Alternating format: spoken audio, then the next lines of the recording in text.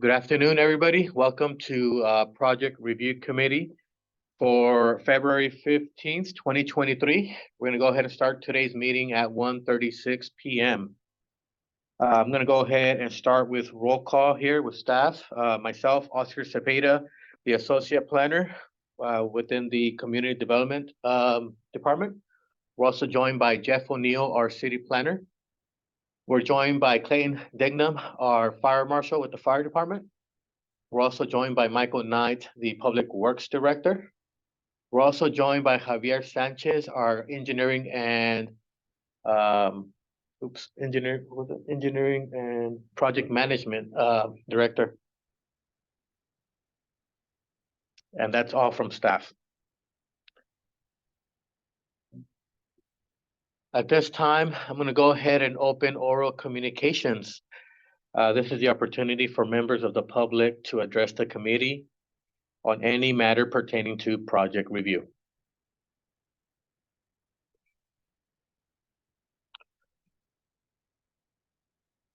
Seeing none here in the meeting conference room or the Zoom link, we're going to go ahead and close oral communications.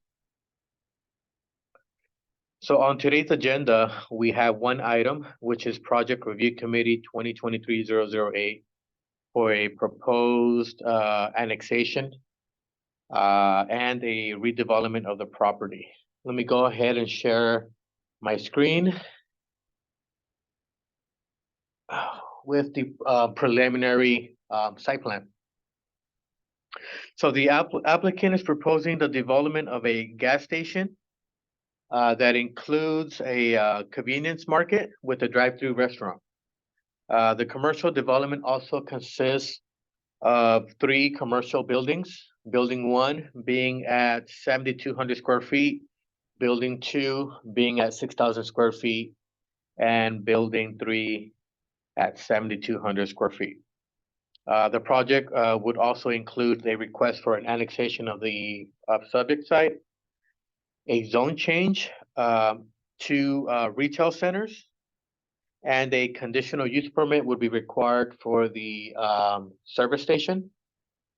The project also proposes a division of property, is my understanding. It does identify some lease spaces, so that would be processed through a parcel map, which looks to be 1, 2, 3, 4 parcels. Yeah, 4 lots. Yeah. The subject site is located at 22156 Avenue 152 on APN 240070011. It's currently pre-zoned RS1, very low density residential with the general plan land use designation of retail centers. Let me share the city's GIS map.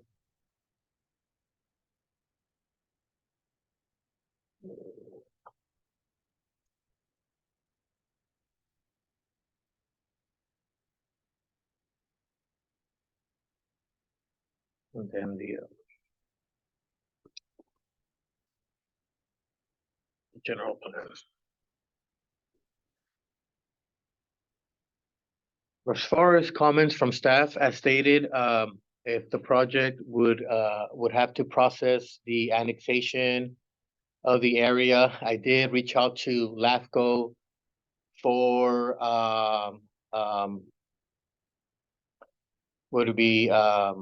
what would be the annexed area that they would support, if we would be able to just bring in the property, or if it may include more of an area. As far as the zone change, it would be $1,105. The annexation fee is $1,835. There's also an annexation LAFCO fee for the Tulare County, which is $3,476. There are additional costs. It does require a preliminary environmental assessment for the project. We'll have our environmental coordinator make that determination if we were able to make a notice of exemption. If so, then that would be a fee of $79 in which staff could prepare that document. If not, we would have our environmental consultants provide their fees, which we do add an additional 10% of contingency and an additional 10% for staff. Again, other processes, again, the parcel map would have to comply with Chapter 400 of our development ordinance.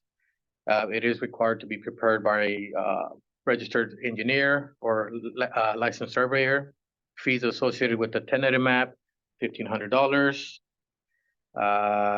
It will require a public hearing for this project, which requires a minimum 10 days of advance publishing. In order to final the tentative map, process that through Chapter 400. Final map fee is $955. More specifically for the development, there are some, it will be considered a commercial center, since we do have more than 4 uses being proposed here. One question that we did have was in regards to the development. Is it going to be built at one time? Is it going to be a phased development? Right, first development will probably be the station, Okay, and then from there we would roll over into the commercial buildings. okay. Now, the commercial buildings, are they going to be split into multi-tenant spaces, or is it going to be one use per building? It'll probably be split into multi-tenant. Okay. And we do have standards here for commercial centers, for example, for it to have like an architectural theme throughout the development, four-sided architectural, for example, pedestrian walkways from buildings to buildings. Okay, these right here are going to be, excuse me, these right here are going to be one building for one tenant. Okay, yeah. Yeah, one building for one tenant. Correct. So not one building for multiple tenants. Understand, but we do have minimum 4 uses. We have the mini mart, fast food, and 1, 2, 3. The code just requires a little bit more development or criteria. The minute mart, that's going to be, the minute mart will be part of this building.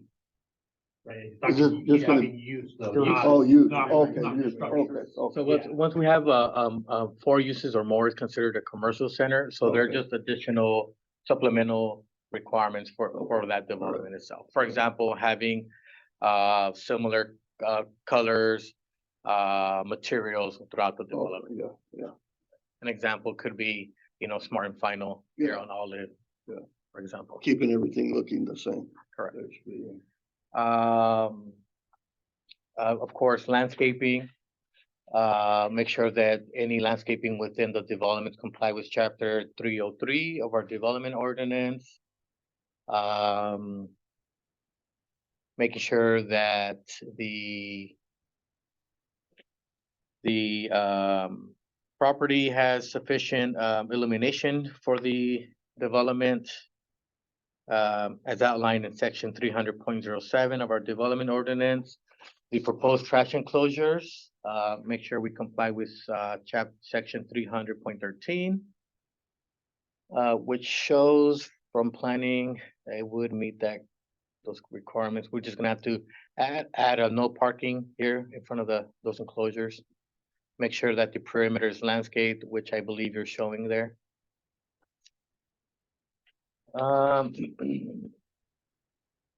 Any proposed fences, making sure we comply with section 300.03. Any signs associated with the uses complying with Chapter 305 of our development ordinance. I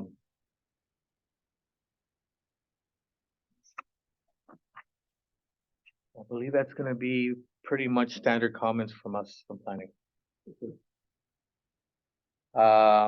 Next for building, James was not available today, but he did state that no comments for today during PRC, but but basic standard comments will be included in the letter that will be sent out. Next with fire department, Clayton. As far as the annexation, fire department usually doesn't have any say in an annexation, so as far as that's concerned, I have no comment with that, but based on what you propose for the future development, it's gonna require, to comply with the latest applicable codes. Fire hydrants shall be placed based on distance, no greater spacing than 300 feet for commercial applications. Where 2 or more hydrants are required for the project, the hydrants shall be on a loop system. Depending on the location of existing fire hydrants and the required fire flow, additional hydrants may be required. All hydrant locations shall be approved by the fire department.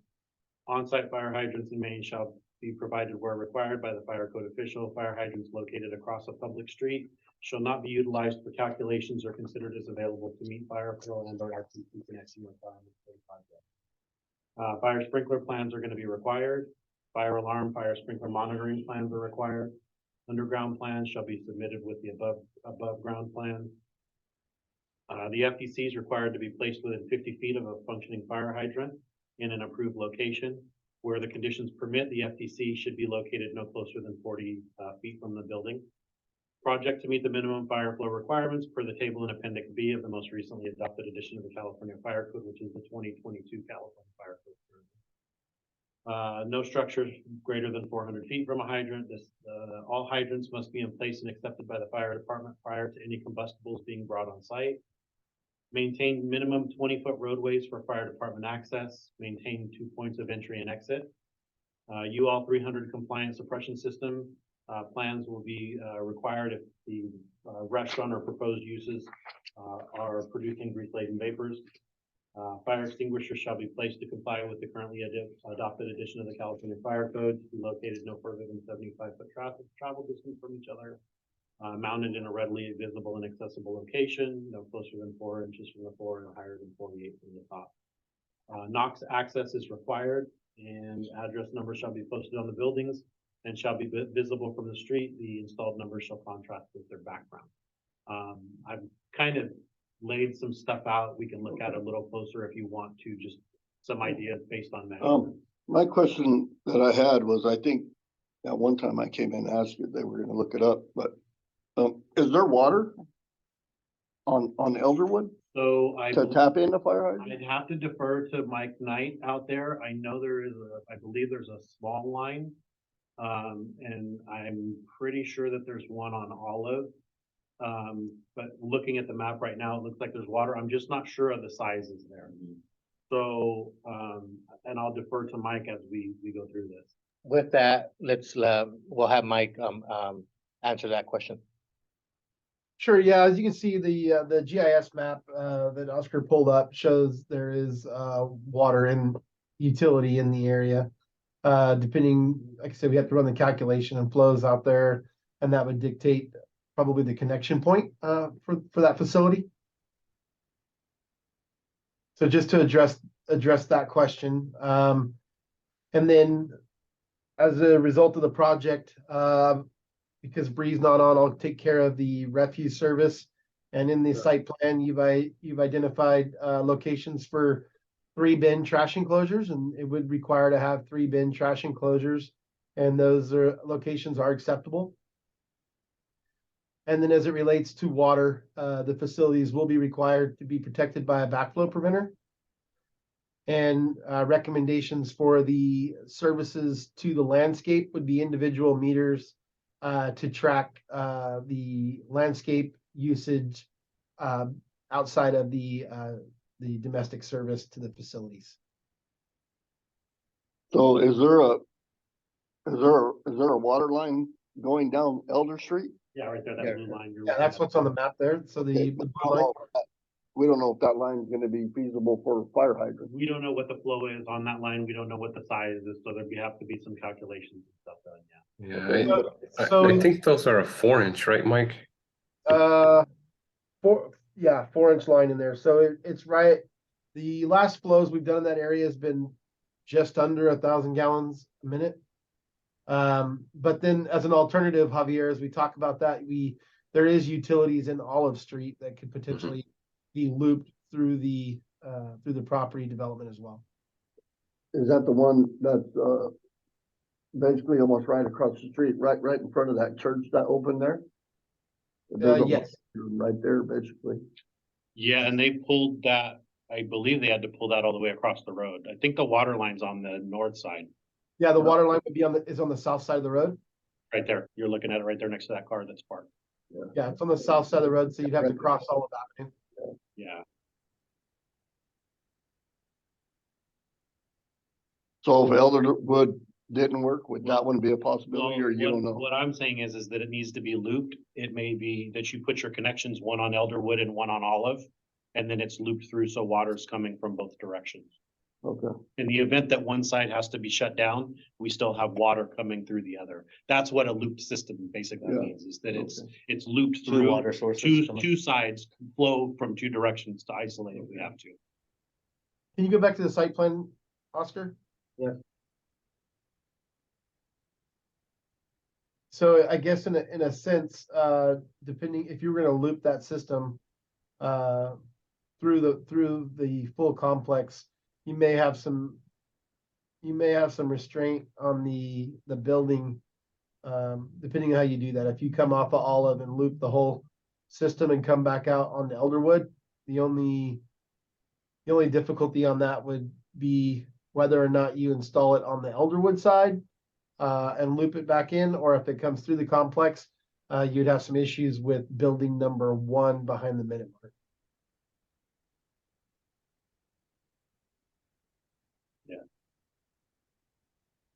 And I'll show you where I would prefer the hydrants be, and then from there it might help you design the system when you go to lay it out. Thank you, Clayton, and thank you, Mike. No problem. Next, we'll move along with Javier Sanchez. Let's see. For engineering, it'll be the public improvements that would be needed there. Everything would comply with the new standards, so it'd be landscape strip after the curb and then an offset sidewalk. On Elderwood, it looks like that will work just because it's a local road. On Olive,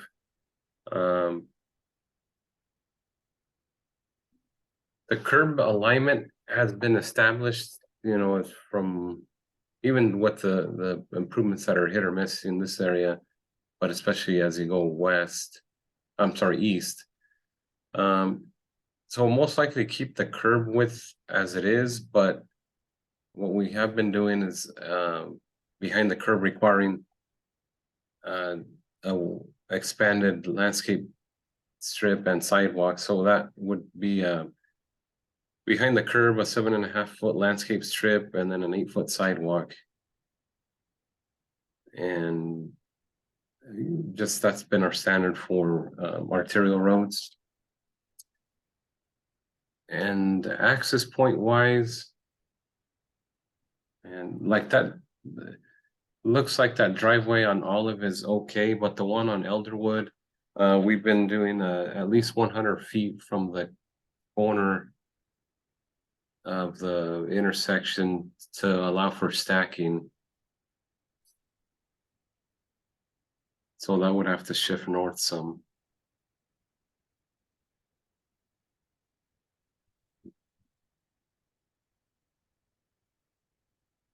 And then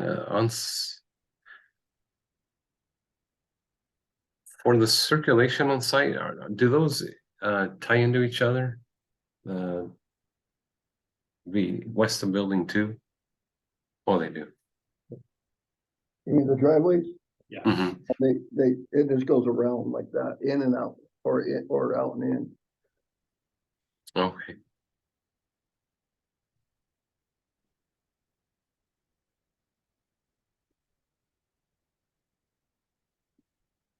Yeah, really the only concern on the driveways is that one at the one on Elderwood at the south end of it.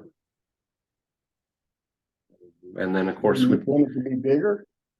it shift north to allow a 100-foot stacking so that you don't end up blocking cars or Oh, cars aren't blocked in as you try and exit out. oh, I'm thinking what we could do right off the top of my head is limit this building to this size to allow for a traffic. you couldn't, because that's a property line, but you could limit the, It's gotta be 100 feet in. You went to grab a scale to give you an idea. Oh, okay. I got you. it'd be 100 feet in from all of them. Mhm. And then besides that, just street lights on space around the perimeter. Javier, the 100 foot is measured from this side? From Olive, correct? Yeah, from the olive, the extension of the curb face, so 100 foot south. Or 100 foot to the north. Do we measure from this point? Mm. Or would it be more like this? Right.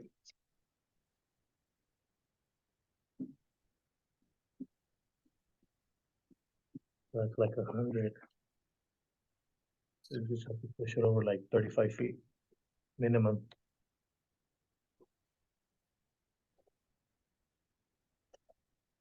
So that 100 would be the starting point, right? So from here, that way we have to have the, right, yeah. And Javier will provide that information in the letter that will be mailed out as part of this meeting. Which this is just landscaping anyways, right? We can bump the landscaping up, no? You think? Well, I don't know, I gotta see how much room we have. Yeah, see how much room we have, maybe shave that in. From there to there, might be able to push this building. Just a over little bit. Put the building over a little bit. Yeah, because here it could be 25 for the backing. Mhm.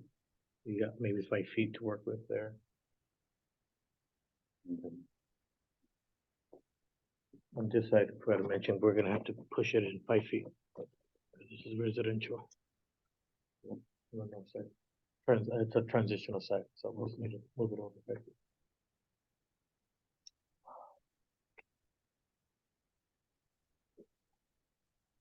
That's all engineering had. Thank you, Javier.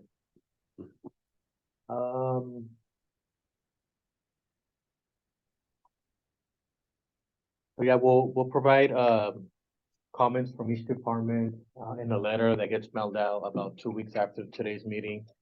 It would outline each department's comments related to, the project being proposed. Is there any additional questions that the applicant has for staff at this time? No, I'm good. We'll wait for a letter. Does staff have any other comments or questions for the applicant? All right, sounds good. So I'm gonna go ahead and, that was the only, item we have for today's agenda meeting. So I'm gonna go ahead and end today's meeting at 1:59 PM.